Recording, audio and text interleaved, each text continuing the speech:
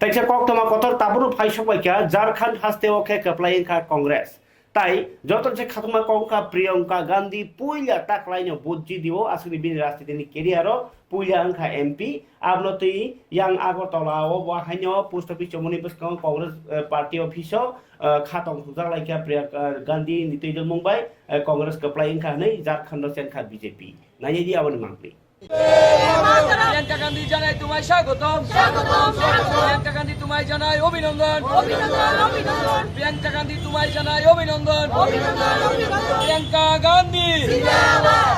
আপনারা জানেন আজ ভারতবর্ষের দুটি রাজ্যের বিধানসভা নির্বাচনের ফলাফল বেরিয়েছে। তার মধ্যে ঝাড়খণ্ড এবং মহারাষ্ট্রের নির্বাচনের ফলাফল বেরিয়েছে।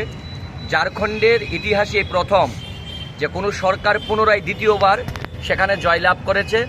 কংগ্রেস এবং ঝাড়খণ্ড মুক্তি মোর্চার নেতৃত্বে সেখানে আবারও ইন্ডিয়া জোটের সরকার ক্ষমতায় এসেছে এবং আমাদের প্রিয় নেত্রী, দেশের জননেত্রী, যিনি সবসময় মানুষের হয়ে কথা বলেন সংসদের বাইরে, আমাদের সর্বভারতীয় কংগ্রেস কমিটির যিনি মহাসচিব প্রিয়াঙ্কা গান্ধী বদ্রা, এবারের কেরলের যে ওয়াইনারের উপনির্বাচন লোকসভার সেখানে তিনি 4 লাখ ভোটের অধিকে সেখান থেকে তিনি জয়লাভ করেছেন।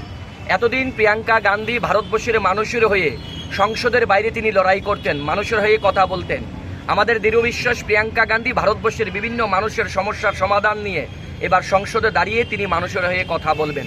তাই ত্রিপুরা প্রদেশ কংগ্রেস এবং রাজ্যবাসীর পক্ষ থেকে আমরা এই দেশনেত্রীকে, আমাদের প্রিয় নেত্রী প্রিয়াঙ্কা গান্ধী বদ্রাকে আমরা অভিনন্দন জানাচ্ছি এবং এই জয়ের জন্য ওনাকে অসংখ্য শুভেচ্ছা জানাচ্ছি আমরা।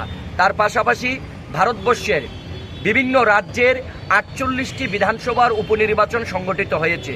সেখানেও আমরা দেখতে পেয়েছি এই ভারতবর্ষের বিভিন্ন রাজ্যের 48টি উপনির্বাচনে সেখানে কংগ্রেস সহ এবং ইন্ডিয়া জোটের বিভিন্ন রাজনৈতিক দল যারা ভোটে লড়াই করেছেন সেখানে আমরা জয়লাভ করেছি। বিজেপি সেখানে ভরাডুবি হয়েছে। মহারাষ্ট্রে বিজেপি জয়লাভ করেছে, সেটা নিশ্চয়ই ভারতবর্ষের মানুষ এবং মিডিয়া জানে যে কিসের ভিত্তিতে মহারাষ্ট্রে সেখানে তারা জয়লাভ করেছে।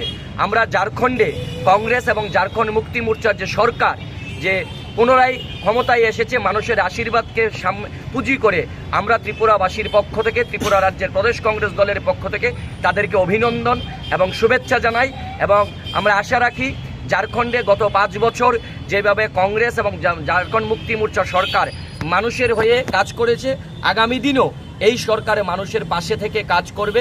আমরা তাদেরকে অভিনন্দন জানাচ্ছি।